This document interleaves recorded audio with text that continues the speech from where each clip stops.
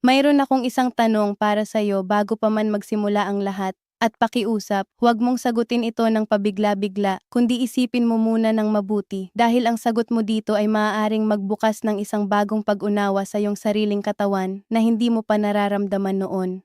Isipin mo ang isang araw na napansin mo, hindi sa nobela, hindi sa pelikula, kundi sa tunay na buhay, na ang iyong katawan ay hindi na sumasagot sa paraan na nararapat. Hindi ito usapin ng edad lamang. Hindi ito simpleng pagod. At hindi rin ito basta normal na pagbabago. Ito ay isang senyales. Isang senyales na maraming lalaki ang hindi alam kung paano pakinggan dahil walang nagturo sa kanila na ang katawan ay nagtatanong din at nag-aabang ng tamang sagot. Sa loob ng maraming taon ng aking pagsasanay bilang isang urologist at health educator, ang isa sa mga pinakamadalas na sinasabi sa akin ng aking mga pasyente ay ganito: "Doc, nahihiya ako na sabihin ito, pero..." At pagkatapos ng pero na iyon ay laging isang katotohanan na matagal na nilang tinatago. Isang katotohanan tungkol sa kanilang katawan, sa kanilang relasyon, at sa kanilang pagkatao bilang isang lalaki.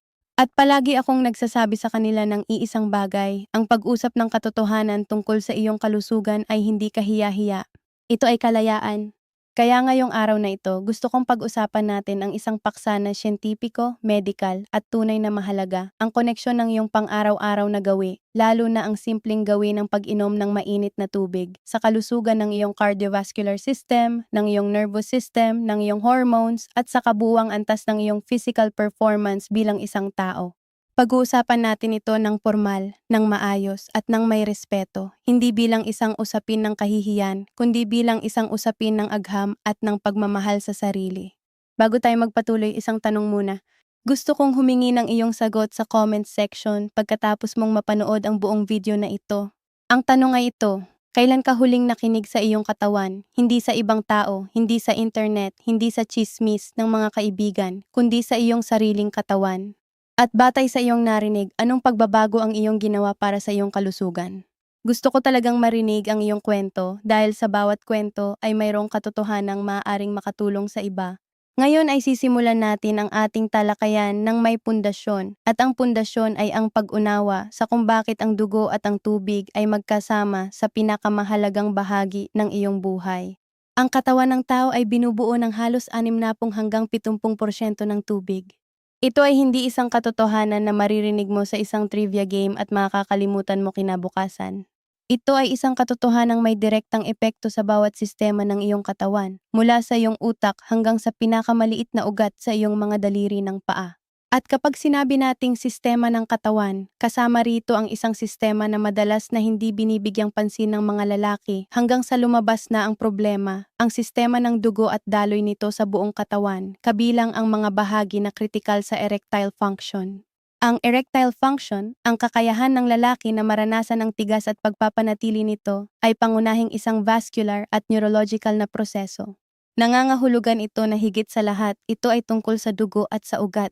Nangangahulugan ito na kung ang iyong dugo ay maayos ang daloy, kung ang iyong mga ugat ay maluwag at malusog, kung ang iyong nervous system ay aktibo at maayos na nagtatrabaho, kung ang iyong hormones ay nasa tamang antas, ang iyong katawan ay may kakayahan na gumana ng tama. At ang lahat ng ito ay nagsisimula sa isang bagay na sa tingin ng marami ay masyadong simple para maging totoo: tubig. Dito na papasok ang siyensya at gusto kong ipakita sa iyo ang detalye nito ng malinaw at ng maayos. Ang puso ay nagpupumpa ng dugo sa buong katawan, humigit kumulang 5 litro ng dugo sa bawat minuto sa estado ng pahinga. Ang dugo na ito ay gumagamit ng isang malawak na network ng mga ugat, arterya, vena, at capillaries upang makarating sa bawat sulok ng iyong katawan. Ang mga capillaries, na siyang pinakamaliit na mga ugat, ay may pader na isang cell lamang ang kapal. Kung ang iyong dugo ay malapot, sanhi ng kakulangan sa tubig o dehydration, ang daloy ng dugo sa mga capillaries ay bumagal at nagiging mahirap. At kapag bumaba ang daloy ng dugo sa mga espesipikong bahagi ng katawan, bumababa rin ang kakayahan ng mga bahaging yon na gumana ng maayos. Sa mga lalaki, ang erectile tissue, ang corpus cavernosum at corpus spongiosum ay espesyal na uri ng tissue na umaasa sa pressure ng dugo upang makamit ang pagtayo. Kapag may sexual arousal, nasisimula ng nervous system. Nagpapadala ang utak ng signal sa mga nerve endings sa genital area na nagpapakawala ng isang chemical na tinatawag na nitric oxide. Ang nitric oxide ay nagpapalawig ng mga ugat, nagpapahintulot sa mas maraming dugo na pumasok at lumikha ng pressure na nagbibigay ng pagtayo. At dito ang koneksyon ng tubig ay naging kritikal sa agham. Ang nitric oxide ay isang molecule na umaasa sa tamang biochemical environment upang gumana ng epektibo. Kung ang katawan ay dehydrated, ang viscosity ng dugo ay tumataas, nangangahulugang mas makapal ang dugo at mas mahirap itong daloy. Kasabay nito, ang antas ng blood volume ay bumababa, ang pressure ng dugo ay nagbabago, at ang kakayahan ng katawan na mag-vasodilate, magpalawak ng mga ugat, ay nabawasan. Ang lahat ng ito ay nagdudulot ng direktang epekto sa kalidad ng erectile function. Ito ay hindi teorya lamang. Sa isang pag-aaral na inilathala sa Journal of Sexual Medicine, natuklasan ng mga mananaliksik na ang dehydration, kahit sa mababang antas, ay nagdudulot ng pagbaba ng blood volume at pagtaas ng angiotensin, isang hormone na nagpapahaba ng mga ugat at nagpapababa ng sexual na gana. Ang angiotensin ay kilala rin bilang isa sa mga biological na dahilan ng erectile dysfunction sa mga pasyenteng may alta presyon. At ngayon ay dumating na tayo sa bahagi kung saan ang mainit na tubig ay may natatanging papel sa lahat ng ito. Ang mainit na tubig, hindi kumukulong mainit, kundi ang uri ng init na komportable sa katawan, mga 35 hanggang 40 degrees Celsius, ay may mga natatanging epekto sa katawan na hindi makukuha mula sa malamig o sa temperatura ng kwarto na tubig. Una, ang mainit na tubig ay nagtataguyod ng mas mabilis at mas mahusay na hydration. Kapag uminom ka ng mainit na tubig, ang iyong gastrointestinal tract ay mas mabilis na sumisipsip ng tubig, ang iyong circulatory system ay mas mabilis na nakakatanggap ng fluid, at ang iyong blood volume ay mas mabilis na nare-restore sa optimal na antas. Ito ay dahil ang init ay nagpapabilis ng molecular movement sa iyong digestive system, nagpapahintulot sa mas mabilis na absorption. Pangalawa, ang mainit na tubig ay nagtataguyod ng vasodilasyon, ang pagpapalawak ng mga ugat. Kapag ang mainit na likido ay pumupunta sa iyong esophagus at tiyan, nagpapadala ito ng signal sa iyong autonomic nervous system na mag-relax. Ang mga ugat sa paligid ng iyong tiyan at sa buong katawan ay nagsisimulang lumuwag. Ang dugo ay mas madaling dumadaloy. Ang pressure sa cardiovascular system ay bumababa ng kaunti sa isang malusog na paraan. At ang natural na proseso ng vasodilation na kailangan ng iyong katawan para sa maayos na erectile function ay mas mahusay na nagtatrabaho. Pangatlo, ang mainit na tubig ay may epekto sa lymphatic system, ang sistema ng iyong katawan na nagtatransport ng immune cells at nag-aalis ng mga lason.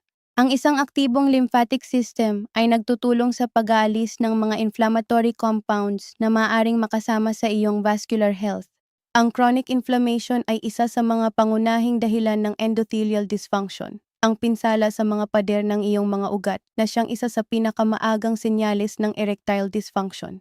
At ito ang sandali kung saan gusto ko munang ibahagi ang opinyon ng aming eksperto. Bilang isang urologist na nagtatrabaho sa larangan ng men's sexual health sa loob ng maraming taon, madalas akong natatanggap ng mga pasyenteng nagugulat sa simplicity ng aking mga rekomendasyon. Narito sila, nag-aabang ng komplikadong gamot, ng mahal na supplement, ng espesyal na pamamaraan, at ang aking unang tanong sa kanila ay lagi, ilang basong tubig ang iniinom mo sa isang araw? At palagi ang sagot ay mas mababa sa nararapat. Ang tubig ay hindi lamang isang inumin. Ito ay isang medium ng buhay. Ito ay ang sangkap na nagpapahintulot sa lahat ng biochemical na proseso sa iyong katawan na mangyari ng maayos. At kapag tinanggal mo ito, kahit bahagya, kahit hindi mo ito namamalayan, ang iyong katawan ay nagbabayad ng presyo. At ang presyong iyon ay madalas na makikita ng una sa iyong sexual health dahil ito ang isa sa mga pinaka-sensitive na indicator ng iyong kabuuang cardiovascular health. Kaya ang aking taimtim na payo, bago ka gumugol ng pera sa anumang supplement o gamot, siguraduhin mo munang tama ang iyong hydration. Ito ang pundasyon ng lahat. Ngayon ay pag-usapan natin ang nervous system. Dahil ang pag-unawa rito ay magbibigay sa iyo ng mas malalim na pag-unawa sa kung bakit ang iyong pang-araw-araw na gawi ay napakahalaga sa iyong sexual health. Ang iyong nervous system ay nahahati sa dalawang pangunahing bahagi. Ang central nervous system na binubuo ng iyong utak at spinal cord at ang peripheral nervous system na sumasaklaw sa lahat ng nerve na nagmumula sa iyong spinal cord at pumupunta sa bawat bahagi ng iyong katawan. Sa loob ng peripheral nervous system ay ang autonomic nervous system, ang bahagi ng iyong nervous system na nag-aayos ng mga gawi na hindi mo sadyang kinokontrola tulad ng tibok ng iyong puso, ang paghinga, ang pagtunaw at ang sexual response. Ang autonomic nervous system ay nahahati pa sa dalawang bahagi, ang sympathetic nervous system at ang parasympathetic nervous system. Ang sympathetic nervous system ay ang iyong fight or flight response. Ito ay ang sistema na nagtatrabaho kapag ikaw ay nasa stress, kapag ikaw ay natatakot, kapag ikaw ay nagmamadali. Kapag aktibo ang sympathetic nervous system, ang iyong katawan ay nagpapakawala ng adrenaline, nagpapaliit ng mga ugat, nagpapabilis ng tibok ng puso at nagre-redirect ng dugo mula sa mga di-critical na bahagi papunta sa mga kalamnan na kailangan mo para sa fight or flight. Ang parasympathetic nervous system naman ay ang iyong rest and digest response. Ito ang sistema na nagtatrabaho kapag ikaw ay nakapahinga, nakakaramdam ng ligtas at komportable. At ito, ang parasympathetic nervous system, ang pangunahing nagpapatakbo ng sexual arousal at erectile function. Kapag ikaw ay dehydrated kahit sa mababang antas, ang iyong katawan ay nakakaramdam ng physiological stress. Ang antas ng cortisol na niyang stress hormone ay tumataas. Ang sympathetic nervous system ay nagiging mas dominante. At kapag dominante ang sympathetic nervous system, ang parasympathetic response, ang natural na tugon ng iyong katawan sa sexual arousal, ay nabawasan at nahihirapan. Ito ay isang biological na katotohanan na maraming lalaki ang hindi alam. Ang stress, kahit ang physiological stress ng simpleng pagkauhaw, ay nagbabago ng balance ng iyong nervous system sa paraan na direktang nakakaapekto sa iyong kakayahan na maranasan ang natural at malusog na sexual response.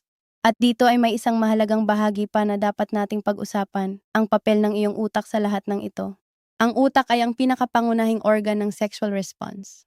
Bago pa man maramdaman ng iyong katawan ng anumang bagay, ang utak na ang nag-iisip, nag-aanalisa at nagpapadala ng mga signal.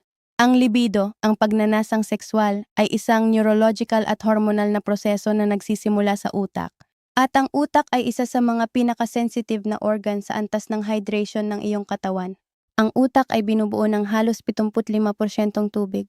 Kahit 1% pagbaba lamang sa antas ng hydration ng utak ay maaaring magdulot ng pagbaba sa cognitive function, pagbaba ng mood, pagtaas ng anxiety at pagbaba ng libido.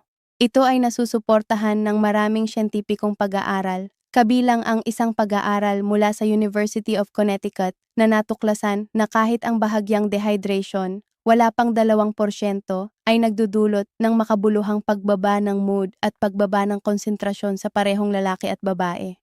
At kapag bumaba ang mood, kapag tumaas ang anxiety, kapag mahirap ang konsentrasyon, ang natural na proseso ng sexual arousal ay nagiging mas mahirap. Hindi ito usapin ng kalooban. Hindi ito usapin ng pagmamahal. Ito ay usapin ng biochemistry. At ang biochemistry ay naaapektuhan ng simpleng antas ng hydration ng iyong katawan.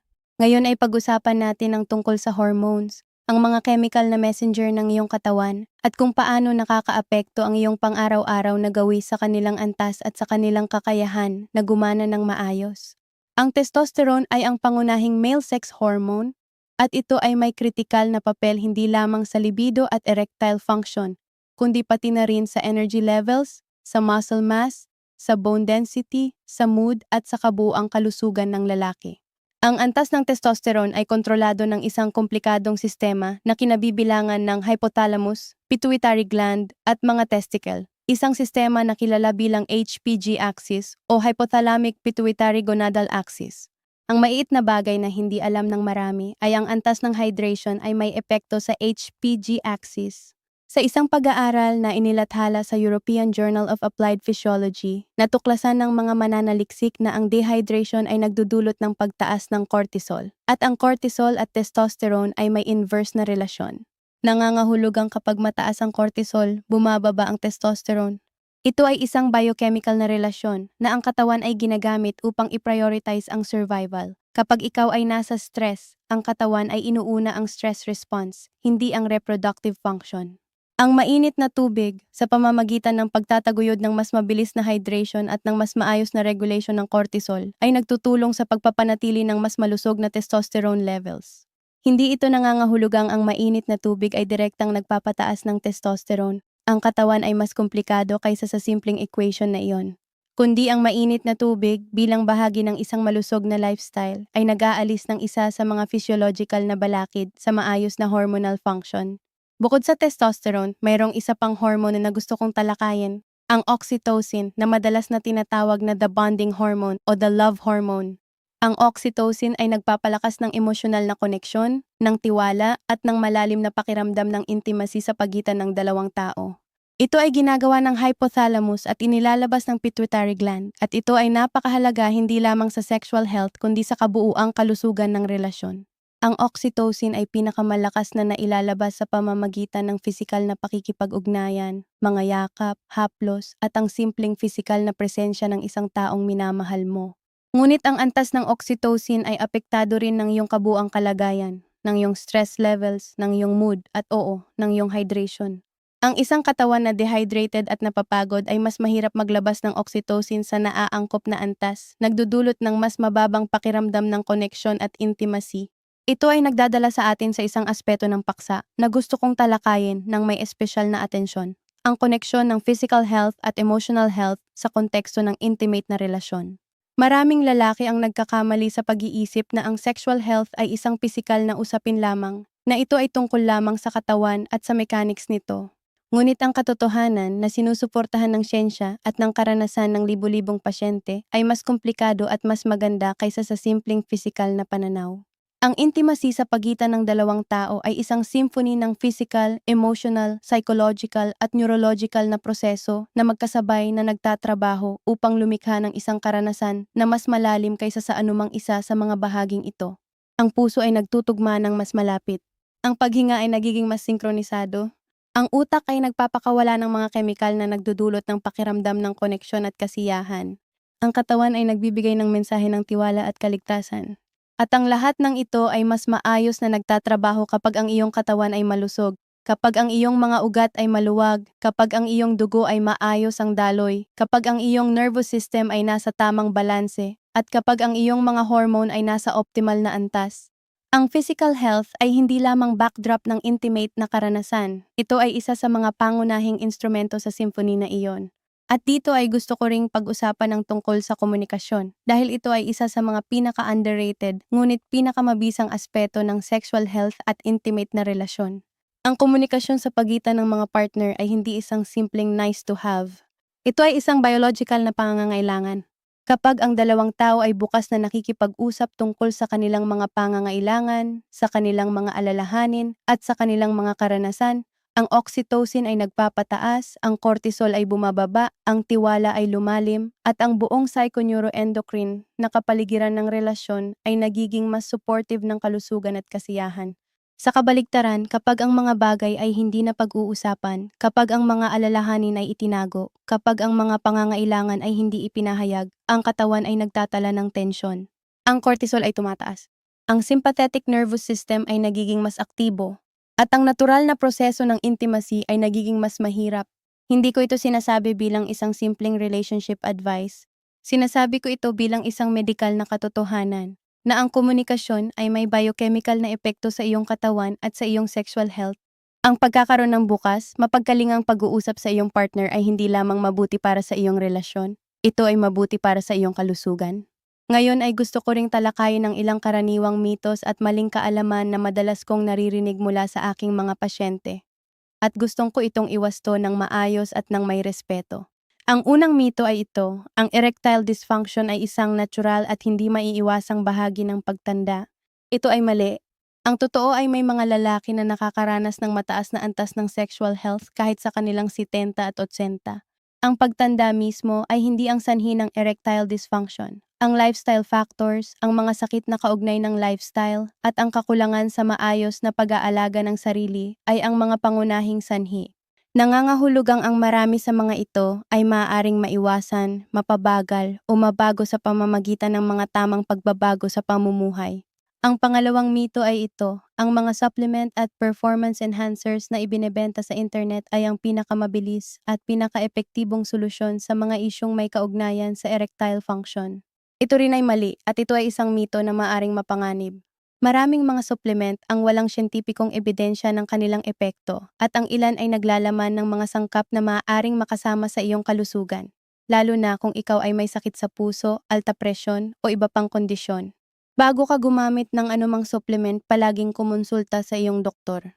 Ang ikatlong mito ay ito, ang erectile dysfunction ay isang palatandaan na ikaw ay hindi na tunay na lalaki. Ito ay hindi lamang mali, Ito ay isang mapanganib na mito na nagdudulot ng kahihiyan, depression, at pag-aatubili na humingi ng tulong. Ang erectile dysfunction ay isang medikal na kondisyon katulad ng alta presyon o diabetes. Ito ay may mga sanhi, may mga paliwanag, at may mga solusyon. At ang isang lalaki na humingi ng tulong para sa kanyang kalusugan ay nagpapakita ng tapang at katalinuhan, hindi kahinaan. Ang ikaapat na mito ay ito: ang pag-inom ng maraming tubig ay sapat na upang malutas ang lahat ng isyong may kaugnayan sa erectile function. Kahit na ang hydration ay talagang mahalaga, at iyon ang aming pangunahing paksa ngayon, hindi ito isang magic bullet. Ang erectile function ay resulta ng maraming salik: vascular health, hormonal health, neurological health, psychological health, at lifestyle factors. Ang pag-inom ng mainit na tubig ay isang mahalagang bahagi ng isang mas malawak na malusog na pamumuhay, hindi isang standalone na solusyon. At dito ay gusto ko ring ibahagi ang aking personal na pananaw bilang isang medikal na propesyonal. Bilang isang doktor na nagtatrabaho sa espesyalidad ng men's health, ang pinakamalaking pagbabago na nais kong makita sa aking mga pasyente ay hindi isang pagbabago sa gamot o sa treatment, kundi isang pagbabago sa mindset. Nais ko silang makita na nagpapahalaga sa kanilang sariling kalusugan hindi bilang isang responsibilidad na pwedeng ipagpaliban, kundi bilang isang regalo na pwedeng alagaan araw-araw. At ang isa sa mga pinakasimple, pinakaepektibo, at pinaka-affordable na paraan upang simulan ang pag-aalaga na ito ay ang tamang hydration, lalo na ang mainit na tubig sa umaga, bago kumain, at sa buong maghapon.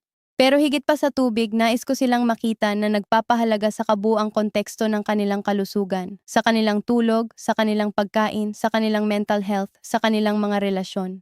Dahil ang katawan ay hindi isang koleksyon ng mga hiwalay na parte, ito ay isang magkakasamang sistema, at ang kalusugan ng isa ay apektado ng kalusugan ng lahat ng iba pa. Ngayon ay ibibigay ko sa inyo ang isang bahagi ng aming talakayan na napakahalaga, at ito ay ang pag-unawa sa kung paano naaapektuhan ng iyong pagkain, ng iyong tulog, at ng iyong antas ng pisikal na aktibidad ang iyong sexual health, at kung paano ang mainit na tubig ay kaugnay sa lahat ng ito. Pag-usapan muna natin ang pagkain. Ang pagkain ay isa sa mga pinakamakapangyarihang tool na mayroon tayo para sa pag-aayos at pagpapanatili ng ating kalusugan, kabilang ang sexual health. At ang koneksyon ng pagkain at ng hydration ay mas malalim kaysa sa tingin ng marami. Ang mga pagkaing mataas sa sodium, asin, ay nagdudulot ng pagtatago ng tubig sa katawan sa maling paraan. Ang excess na sodium ay nagpapataas ng blood pressure, nagpapapaliit ng mga ugat, at nagpapababa ng kalidad ng blood flow sa buong katawan. Kapag mataas ang sodium intake at mababa ang hydration, ang iyong cardiovascular system ay nagtatrabaho ng mas mahirap at ang iyong mga ugat ay nagiging mas mahirap na mag-vasodilate ng nararapat. Sa kabaligtaran, ang mga pagkaing mataas sa potassium, tulad ng saging, kamote, avocado, at gatas, ay nagtataguyod ng mas maayos na balanse ng fluids sa katawan at nagtutulong sa pagpapanatili ng healthy blood pressure. Ang mga pagkaing mataas sa antioxidants, tulad ng mga berry, madilim na dahon na gulay, at kulay ng mga prutas at gulay, ay nagpoprotekta sa endothelium, ang pinakaloob na layer ng iyong mga ugat mula sa pinsala ng free radicals at ng chronic inflammation. At narito ang isang bagay na maraming lalaki ang hindi alam. Ang mga pagkaing mataas sa L-arginine, tulad ng mga mani, buto, itim na tsokolate, at mga pagkain mula sa dagat, ay nagtataguyod ng produksyon ng nitric oxide sa katawan. Ang nitric oxide, tulad ng aming tinalakay kanina, ay ang pangunahing biochemical na nagpapahintulot ng vasodilation at ng maayos na erectile function. At ang mga pagkaing nagtataguyod ng nitric oxide ay pinaka-epektibo kapag ang katawan ay maayos na hydrated, dahil ang mga biochemical na reaksyon na kinakailangan ng nitric oxide ay nangangailangan ng sapat na tubig upang magpatuloy ng maayos. Dito ay makikita mo ang isa sa mga pinaka-elemental na koneksyon. Ang tubig ay hindi lamang isang inumin. Ito ay ang medium na nagpapahintulot sa lahat ng iba pang malusog na gawin na gumana ng mas epektibo sa iyong katawan. Ngayon ay pag-usapan natin ang tulog, ang isa sa mga pinaka-undervalued na aspeto ng kalusugan sa modernong mundo. Ang tulog ay hindi isang passive na estado ng katawan. Sa panahon ng tulog, lalo na sa deep sleep at REM sleep, ang katawan ay gumagawa ng ilan sa mga pinaka-critical na biochemical na proseso ng buhay. Ang testosterone ay pangunahing nagagawa sa panahon ng sleep, tiyak na sa panahon ng deep sleep cycle. Sa isang pag-aaral ng University of Chicago, natuklasan ng mga mananaliksik na ang mga lalaking limitado ang tulog sa 5 oras bawat gabi sa loob ng isang linggo ay nagpakita ng 10 hanggang 15% pagbaba sa kanilang testosterone levels. 10 hanggang 15% sa loob lamang ng isang linggo ng kulang na tulog. At ano ang koneksyon nito sa tubig? Ang mga proseso ng sleep, ang regeneration ng tissue, ang hormonal regulation, ang clearance ng metabolic waste products mula sa utak sa pamamagitan ng glymphatic system, lahat ng ito ay nangangailangan ng sapat na hydration upang gumana ng maayos. Ang utak mismo ay gumagamit ng isang espesyal na sistema ng fluid clearance sa panahon ng tulog, ang glymphatic system, na nagtatanggal ng mga toxic proteins at iba pang waste products mula sa brain tissue. At ang glymphatic system ay mas epektibong nagtatrabaho kapag ang katawan ay sapat ang hydration. Ang kulang na tulog ay nagdudulot ng pagtaas ng cortisol at pagbaba ng testosterone. Ang dehydration ay nagpapalala ng kalidad ng tulog dahil ang bahagyang dehydration ay maaaring magdulot ng mga cramps, ng mas mabagal na pag-ikot ng mga hormone at ng mas magaang na tulog. At ang isang simpleng gawin na maaaring makatulong sa parehong isyu ay ang pag-inom ng isang basong mainit na tubig bago matulog. Hindi upang masiguro na magising ka sa kalagitnaan ng gabi upang umihi, kundi upang masiguro na ang iyong katawan ay sapat na hydrated habang nagtatrabaho ito sa gabi. Higit pa riyan, ang pag-inom ng mainit na tubig sa gabi ay may isang natatanging epekto sa nervous system. Ang init ay nagtataguyod ng relaxation ng parasympathetic nervous system, nagpapababa ng cortisol at naghahanda sa katawan para sa mas malalim at mas maayos na tulog. Ito ay ang uri ng simpleng ritual na maaaring magdulot ng malaking pagbabago sa kalidad ng iyong pahinga at sa iyong kabuuang hormonal health. Pag-usapan din natin ang pisikal na aktibidad at lalo na ang partikular na uri ng ehersisyo na may pinakamalakas na epekto sa vascular health at sa sexual health ng lalaki. Ang regular na aerobic exercise, ang ehersisyo na nagpapataas ng iyong heart rate at nagpapanatili nito sa loob ng 30 hanggang 60 minuto, ay isa sa mga pinaka-epektibong paraan upang mapabuti ang iyong cardiovascular health, mapataas ang produksyon ng nitric oxide at mapababa ang risk ng erectile dysfunction.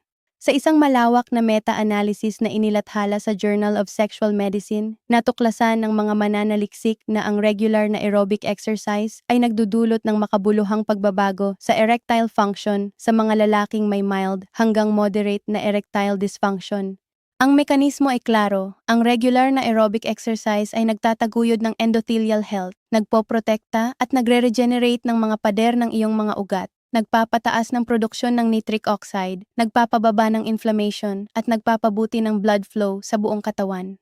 At ang lahat ng ito ay nagdudulot ng mas malusog na erectile function. Ngunit, ito ay isang mahalagang ngunit, ang mga benepisyo ng ehersisyo sa iyong cardiovascular system ay pinaka-epektibo kapag ikaw ay maayos na hydrated. Ang dehydrated na katawan na nag-eehersisyo ay naglalagay ng dagdag na stress sa iyong puso, nagpapataas ng viscosity ng iyong dugo, nagpapababa ng delivery ng oxygen sa iyong mga kalamnan, at nagpapabago ng iyong hormonal response sa ehersisyo sa paraan na hindi optimal.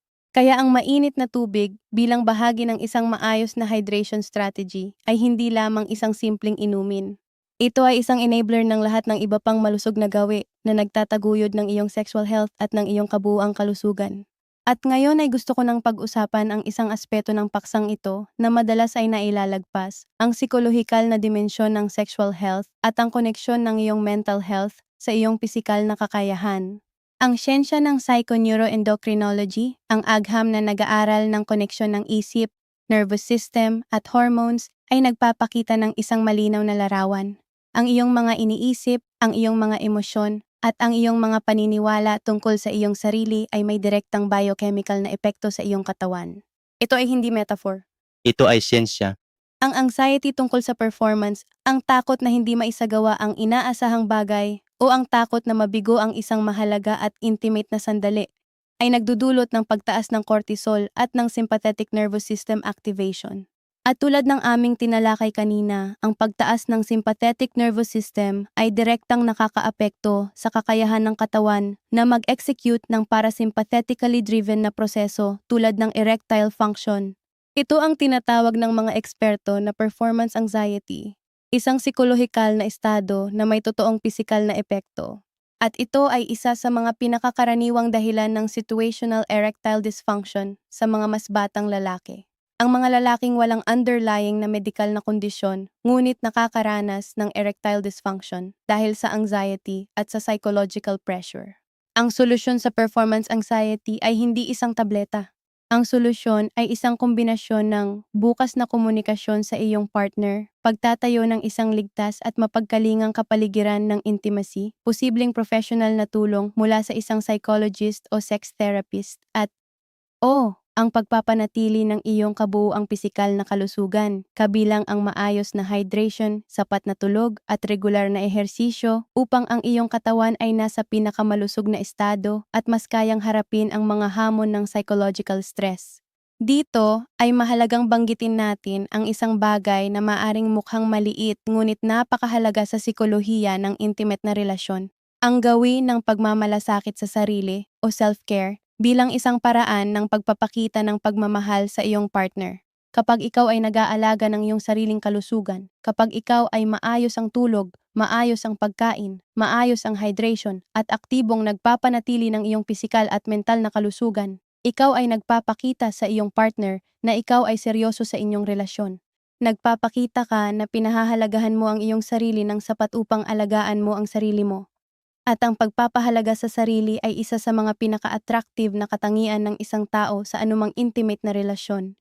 Ang self-care ay hindi selfishness. Ang self-care ay ang pundasyon ng lahat ng pagmamahal dahil hindi mo maibibigay ang mayroon ka sa iba kung wala ka nito sa iyong sarili. At ang simpleng gawin ng pag-inom ng sapat na mainit na tubig araw-araw ay isang paraan ng pagmamahal sa sarili na may malalim na epekto sa iyong kabuuang kalusugan at sa iyong kakayahan na maging presente, malusog at connected sa iyong partner. Ngayon ay pag-usapan natin ang praktikal na aspeto ng lahat ng ito, ang kung paano mo talaga isasama ang gawin ng pag-inom ng mainit na tubig sa iyong araw-araw na buhay upang makita ang pinaka-epektibong mga resulta. Una sa lahat, ang timing ay mahalaga. Ang pag-inom ng mainit na tubig sa umaga, bago kumain ng almusal, ay isa sa mga pinaka-epektibong paraan upang simulan ang proseso ng hydration ng iyong katawan pagkatapos ng 7 hanggang 8 oras na pahinga. Sa panahon ng tulog, ang iyong katawan ay nagpatuloy ng maraming proseso na gumagamit ng tubig, ang paghinga, ang pag-ikot ng mga hormone, ang clearance ng mga waste products. Kaya naman kapag nagising ka, ang iyong katawan ay kadalasang nasa bahagyang dehydrated na estado. Ang pag-inom ng 200 hanggang 300 mililiter ng mainit na tubig, temperatura na mga 65 hanggang 69 na degrees Celsius, isang uri ng init na komportable para sa katawan. Bago kumain ng almusal ay nagtataguyod ng rehydration, nagpapapabilis ng metabolismo at nagpapahintulot sa iyong digestive system na magsimula ng maayos. Pangalawa, ang pag-inom ng mainit na tubig sa pagitan ng mga pagkain ay nagtutulong sa pagpapanatili ng sapat na hydration sa buong araw nang hindi nagdudulot ng bloated na pakiramdam o ng pagkagambala sa iyong digestive process. Ang malamig na tubig na iniinom kasabay ng pagkain ay maaaring makapabagal ng digestion sa ilang tao. Ang mainit o temperatura ng kwarto na tubig ay mas natural para sa katawan. Pangatlo, ang pag-inom ng isang basong mainit na tubig 30 minuto bago mag-ehersisyo ay nagtataguyod ng mas maayos na blood flow sa panahon ng ehersisyo. At ang pag-inom ng mainit o maligamgam na tubig pagkatapos ng ehersisyo, sa halip na tubig na sobrang lamig, ay mas epektibo sa rehydration at nagtataguyod ng mas mabilis na recovery ng kalamnan. Ikaapat, ang pag-inom ng mainit na tubig sa gabi, 1 oras bago matulog, ay nagtataguyod ng relaxation, nagpapababa ng cortisol at naghahanda sa katawan para sa maayos na tulog at sa lahat ng malusog na proseso na nagaganap sa panahon ng tulog. Ngunit mahalaga ring banggitin ang mga caution. Hindi lahat ng mainit na likido ay pareho. Ang mainit na tubig na may limon ay may karagdagang benepisyo ng vitamin C at ng citric acid na nagtataguyod ng absorption ng ilang minerals. Ang herbal teas, tulad ng chamomile o ginger tea, ay may sariling mga benepisyo na maaring magkumpleto ng mga epekto ng simpleng mainit na tubig. Ngunit ang sobrang mainit na tubig, sa temperatura na mas mataas sa 65 hanggang 70 degrees, ay maaaring makapinsala sa esophageal tissue at hindi inirerekomenda. Mahalaga rin na tandaan na ang mainit na tubig ay hindi dapat magpalitan ng consultation sa isang doktor para sa mga seryosong medikal na kondisyon. Kung ikaw ay nakakaranas ng mabigat na erectile dysfunction, kung ito ay biglang nangyari, o kung ito ay sinasamahan ng iba pang mga sintomas tulad ng chest pain, shortness of breath, o numbness sa mga paa at kamay, mahalaga na kumonsulta sa isang doktor ng walang pagkaantala.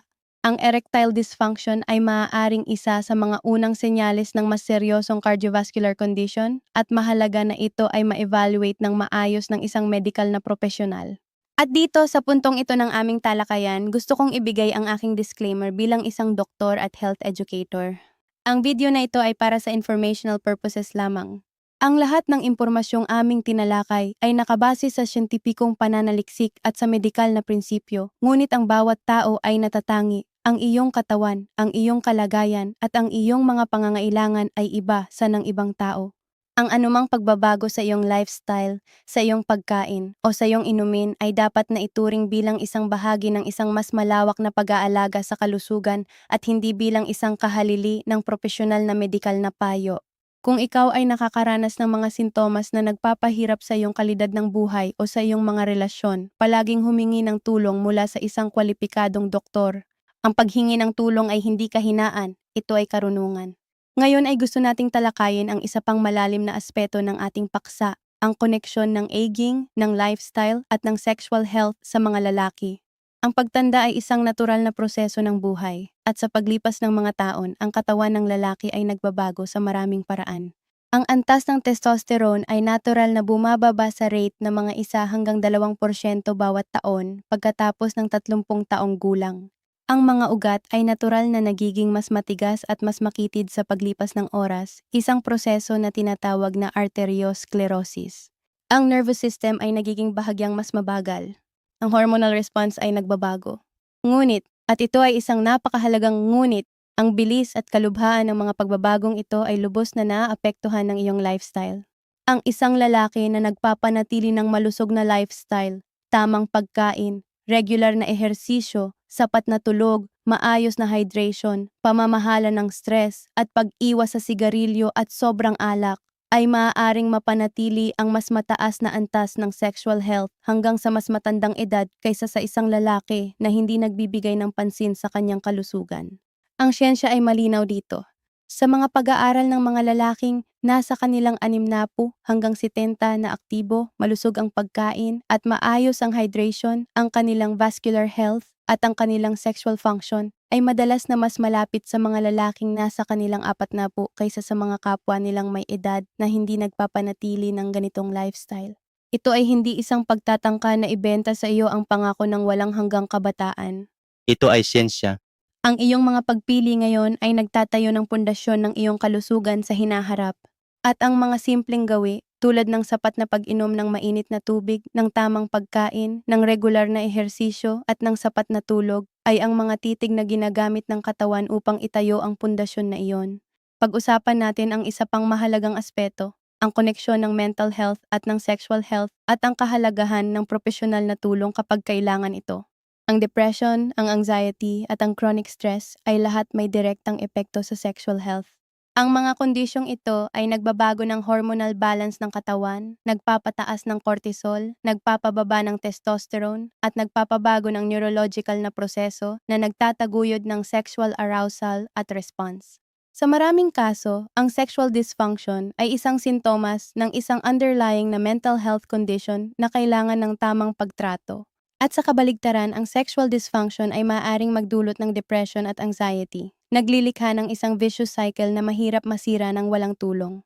Ang pagkakaroon ng mga patuloy na hamon sa sexual health ay maaaring magdulot ng pagbaba ng self-esteem, ng pagtaas ng anxiety, ng pagtaas ng tension sa mga relasyon, at ng pagbaba ng kabuuang kalidad ng buhay. Ito ay ang dahilan kung bakit ang holistic na approach sa sexual health, isang approach na isinasaalang-alang ang pisikal, psikolohikal, relasyonal at lifestyle na mga aspeto, ay palaging mas epektibo kaysa sa anumang simpleng quick fix. At ang isang mahalagang bahagi ng holistic na approach na ito ay ang paghingi ng tulong kapag kailangan mo ito. Ang pagpunta sa isang doktor, sa isang therapist o sa isang relationship counselor ay hindi palatandaan na ikaw ay bigo o mahina. Ito ay palatandaan na ikaw ay seryoso sa iyong kalusugan at sa iyong mga relasyon, at iyon ay isang napakamahalaga at napakamagandang katangian. Ngayon ay gusto ko ring pag-usapan ang tungkol sa consent at sa mutual respect sa intimate na relasyon. Dahil ito ay isang aspeto na hindi maaaring mapalampas sa anumang talakayan ng sexual health. Ang consent ay hindi lamang isang legal na usapin. Ito ay isang pundasyonal na prinsipyo ng malusog na intimate na relasyon, isang prinsipyo na may malalim na epekto sa kalusugan ng parehong mga partner.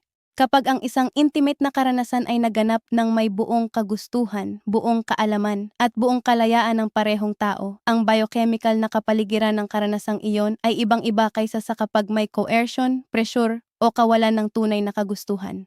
Ang buong consent ay nagtataguyod ng mas mataas na antas ng oxytocin, ng bonding hormone. Nagtataguyod ito ng mas mababang antas ng cortisol. Nagtataguyod ito ng mas malalim na pakiramdam ng tiwala at kaligtasan. At lahat ng ito ay nagdudulot ng mas malusog, mas kasiyasya at mas meaningful na intimate na karanasan para sa parehong tao. Sa kabaligtaran, ang kawalan ng consent, ang pressure at ang coercion ay nagdudulot ng pagtaas ng cortisol, ng activation ng stress response, at ng pagsira ng tiwala na siyang pundasyon ng malusog na relasyon. Ito ay may lasting na epekto sa psychological at physical na kalusugan ng parehong tao. Ang mutual respect at ang buong consent ay hindi lamang etikal na pangangailangan, ito ay mga kondisyon para sa tunay na kalusugan, parehong pisikal at psikolohikal ng parehong kasosyo sa isang relasyon. Pag-usapan natin ngayon ang mga partikular na paraan kung saan ang gawin ng pag-inom ng mainit na tubig ay maaaring isama sa isang mas komprehensibong plano para sa sexual health at kabuuang kalusugan. Ang unang bagay na nais kong ipunto ay ang importansya ng konsistensya.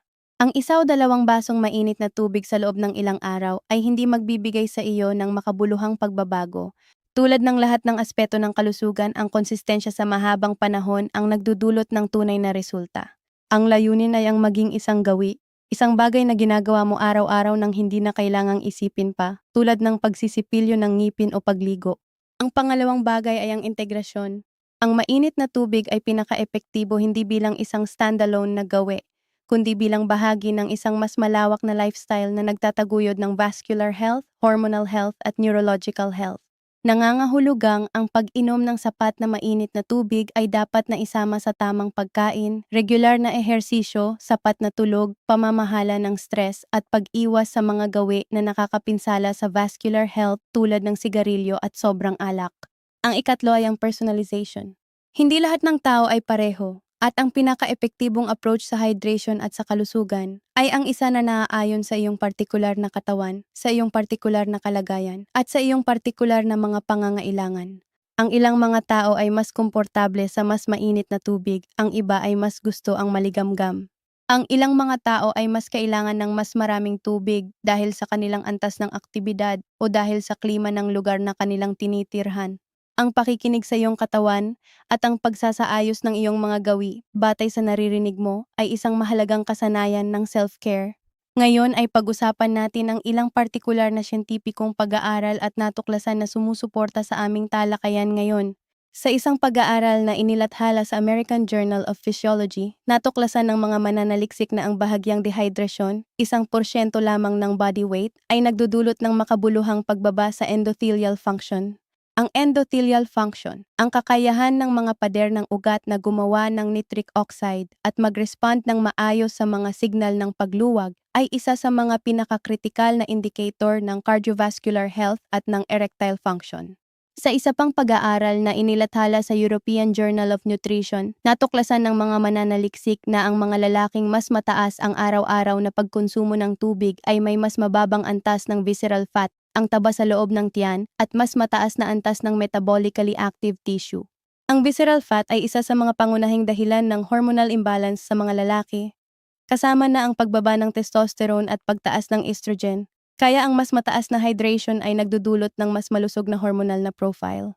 Sa isang malawak na pag-aaral na nagsuri ng data mula sa mahigit 2,000 lalaki, natuklasan ang isang makabuluhang inverse na relasyon sa pagitan ng araw-araw na konsumo ng tubig at ng self-reported na erectile difficulties.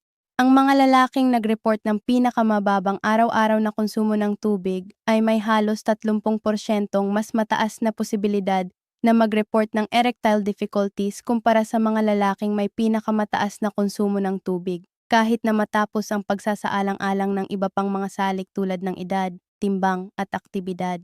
Ito ay mga pag-aaral na nagpapakita ng malinaw na koneksyon. Hindi isang simpleng correlation, kundi isang koneksyon na mayroon ng malinaw na biological na mekanismo sa likod nito, tulad ng aming tinalakay kanina.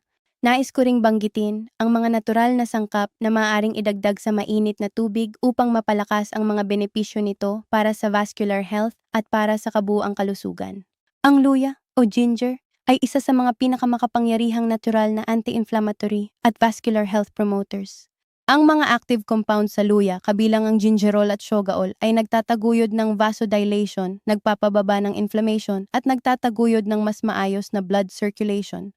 Ang mainit na tubig na may luya ay isang simpleng at epektibong paraan upang makuha ang mga benepisyong ito. Ang lemon ay nagdadagdag ng vitamin C sa iyong mainit na tubig at ang vitamin C ay isang mahalaga antioxidant na nagpoprotekta sa endothelial cells mula sa oxidative stress. Ang oxidative stress ay isa sa mga pangunahing dahilan ng endothelial dysfunction, kaya ang regular na pag-inom ng mainit na tubig na may lemon ay nagtataguyod ng mas malusog na mga ugat. Ang kunyaw, turmeric ay naglalaman ng curcumin, isang compound na may malakas na anti-inflammatory properties. Ang chronic inflammation ay isa sa mga pinakamaagang senyales ng vascular dysfunction at ng maraming kondisyon na nakakaapekto sa sexual health. Ang mainit na tubig na may kunyaw at isang pisil ng itim na paminta. Ang itim na paminta ay nagpapataas ng absorption ng curcumin ng halos 2,000%, ay isang simple ngunit epektibong anti-inflammatory na inumin. Ngunit tandaan, yung mga ito ay mga complement, hindi mga kahalili. Ang pinakapundamental na hakbang ay ang sapat na pag-inom ng simpleng mainit na tubig. Ang mga karagdagang sangkap ay bonuses, hindi mga pangunahing elemento. Ngayon ay gusto ko ring talakayin ang papel ng relasyon at ng emosyonal na koneksyon sa sexual health. At kung paano ang pag-aalaga ng iyong sariling kalusugan ay nagtataguyod ng mas malusog na relasyon. Ang intimate na relasyon ay isa sa mga pinakakomplikado at pinakamagandang aspeto ng buhay ng tao. Ito ay isang espasyo kung saan ang dalawang tao ay nagpipili na maging vulnerable sa isa't isa, na magpakita ng kanilang totoong sarili, kasama ang kanilang mga kalakasan, ang kanilang mga kahinaan, at ang lahat ng bagay sa pagitan. At sa espasyong iyon ng vulnerability ay nangangailangan ng isang espesyal na uri ng lakas. Ang lakas ng pagpapahalaga sa sarili, ang lakas ng pagiging responsable sa iyong sariling kalusugan, at ang lakas ng pagiging present sa buhay ng iyong partner. Kapag ikaw ay nagpapabaya sa iyong sariling kalusugan, kapag hindi ka nagpapanatili ng maayos na hydration, ng sapat na tulog, ng malusog na pagkain, ng regular na ehersisyo, hindi lamang ang iyong sariling kalusugan ang nagsasakit. Ang iyong kakayahan na maging fully present sa iyong relasyon, ang iyong enerhiya, ang iyong mood, ang iyong libido, ang iyong kakayahan na kumonekta ng malalim sa iyong partner, lahat ng ito ay naapektuhan. At kapag ikaw ay nagpapahalaga sa iyong sariling kalusugan, kapag ginagawa mo ang mga simpleng ngunit makabuluhang gawi ng self-care araw-araw, nagbibigay ka ng pinakamagandang regalo sa iyong relasyon, ang iyong pinakamalusog at pinakabuong sarili. Ito ang tunay na koneksyon ng simpleng gawin ng pag-inom ng mainit na tubig sa iyong relasyon. Hindi lamang sa biochemistry ng erectile function, kundi sa mas malalim na antas ng pagiging isang loving, present, at malusog na partner. Ngayon ay gusto ko ring pag-usapan ang tungkol sa pag-iwas sa mga gawi na nagdudulot ng pinsala sa vascular health at sa sexual health, dahil ang pag-alam kung ano ang dapat iwasan ay kasing halaga ng pag-alam kung ano ang dapat gawin. Ang sigarilyo ay isa sa mga pinakamapanganib na gawi para sa vascular health at para sa sexual health ng lalaki. Ang mga kemikal sa sigarilyo, kasama na ang nicotine, carbon monoxide, at iba pang mga toxin, ay direktang nagpapapaliit ng mga ugat, nagpapataas ng oxidative stress sa endothelium, nagpapabago ng blood flow, at nagpapababa ng produksyon ng nitric oxide. Ang mga epekto ng sigarilyo sa erectile function ay napakalakas at napakamalinaw na ang erectile dysfunction sa mga naninigarilyo ay 2 beses na mas karaniwan kaysa sa mga hindi naninigarilyo, ayon sa maraming pag-aaral. Ang sobrang alak ay isa ring malaking balakid sa malusog na erectile function.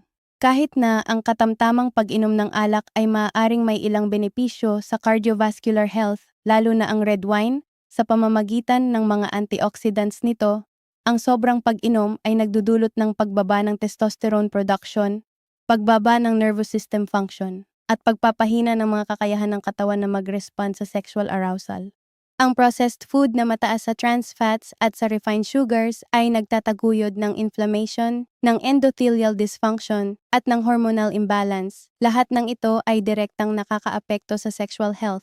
At ang kakulangan sa regular na pisikal na aktibidad ay nagdudulot ng pagbaba ng cardiovascular fitness, ng pagtaas ng visceral fat at ng pagbaba ng testosterone, tatlong salik na magkasamang nagdudulot ng mataas na risk ng erectile dysfunction. Ang lahat ng mga gawing ito ay nagpapahirap sa katawan na gumawa ng mga natural na proseso na nagtataguyod ng malusog na erectile function. At ang tubig at ang malusog na hydration ay hindi kayang i-compensate ang mga pinsalang dulot ng mga mapanganib na gawin na ito. Kaya naman ang holistic na approach ay palaging pinaka-epektibo. Bago tayo magtapos, gusto ko ring ibahagi ang ilang mga praktikal na tip para sa mga lalaking naghahanap ng mga simpleng ngunit mabisang paraan upang simulan ang pag-aayos ng kanilang kalusugan. Ang una, magsimula sa umaga. Ilagay ang isang termos ng mainit na tubig sa tabi ng iyong higaan bago matulog para madali mong maabot pagkagising mo.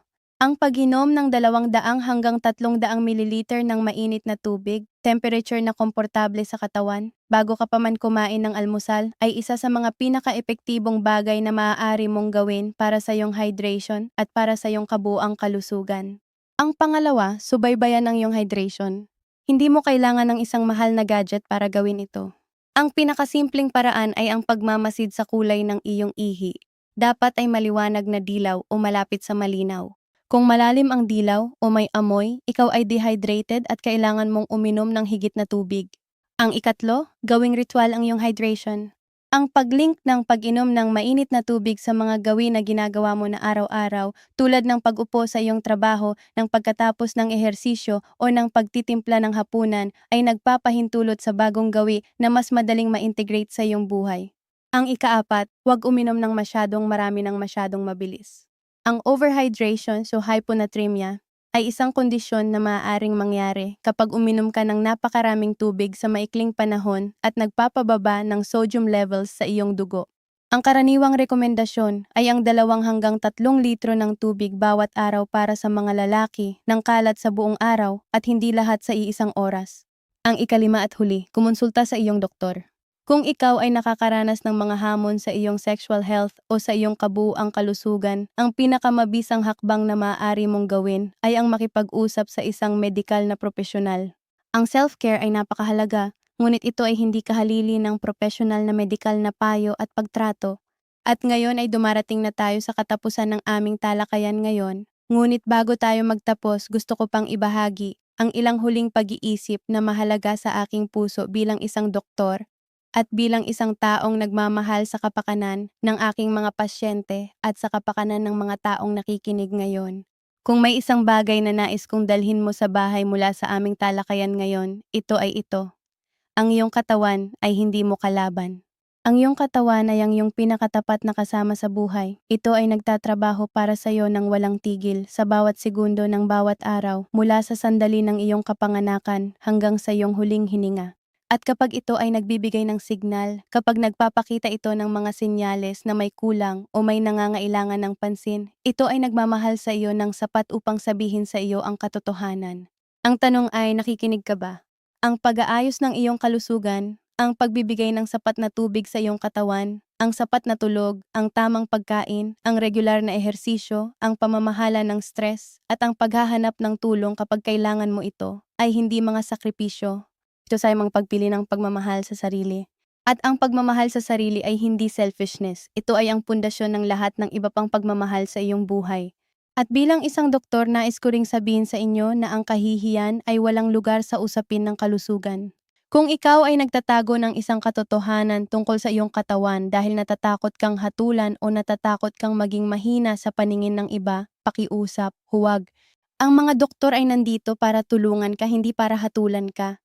Ang mga partner na tunay na nagmamahal sa iyo ay nandito para suportahan ka, hindi para hatulan ka. At ang mga taong tunay na nagmamahal sa kanilang sarili ay hindi natatakot na humingi ng tulong. Dahil alam nila na ang paghingi ng tulong ay isa sa mga pinakamatalino at pinakamatapang na bagay na maaari mong gawin para sa iyong sarili. At ngayon, bilang pangwakas na opinyon ko bilang isang doktor at bilang isang tao na nagtuturo ng kalusugan at pag-aalaga ng sarili sa loob ng maraming taon, nais ko nang sabihin ito ng malinaw. Ang simpleng gawe ng pag-inom ng mainit na tubig, konsistente, araw-araw, sa tamang dami at sa tamang oras, ay isa sa mga pinaka-underestimated na tools para sa vascular health, hormonal health, neurological health, at kabuuang sexual health ng lalaki. Hindi ito isang magic bullet, ngunit ito ay isang matatag at siyentipikong suportadong bahagi ng isang mas malawak na lifestyle na nagtataguyod ng iyong kakayahan na mabuhay ng malusog, ng may dignidad at ng may malalim na koneksyon sa mga taong mahalaga sa iyo. Ang katawan mo ay isang regalo. Ang iyong relasyon ay isang regalo. Ang iyong kalusugan ay isang regalo. Alagaan ang mga ito ng may pagpapahalaga at ng may kaalaman, at ang mga simpleng hakbang tulad ng pag-inom ng sapat na mainit na tubig araw-araw ay isa sa mga magagandang paraan ng pagpapakita ng pagpapahalaga na iyon. At sa inyo ngayon, sa inyo na nakinig sa aming talakayan mula simula hanggang katapusan, nais ko ng tanong, at talagang gusto ko ang inyong sagot sa comment section. Anong isang simpleng pagbabago sa inyong pang-araw-araw na gawi ang inyong iniisip na gagawin ninyo ngayon, hindi bukas, hindi sa susunod na linggo, kundi ngayon, upang mapagaling ang inyong kalusugan at mapalakas ang inyong koneksyon sa inyong sarili at sa inyong mga mahal sa buhay? Ang inyong sagot ay maaaring magbigay inspirasyon sa isang taong nagbabasa ng comments ngayon at nangangailangan ng kaunting tapang upang gawin ang kanilang unang hakbang. Ito ang inyong doktor na nagpapasalamat sa inyong oras, sa inyong tiwala at sa inyong kagustuhang matuklasan ang kaalaman na makapagbabago ng inyong kalusugan at ng inyong buhay. Ingatan ninyo ang inyong sarili, ingatan ninyo ang inyong kalusugan. At palagi ninyong tandaan, ang isang baso ng mainit na tubig sa umaga ay maaaring maging simula ng isang mas malusog, mas masaya at mas magkakaugnay na buhay. Hanggang sa muli nating pagkikita.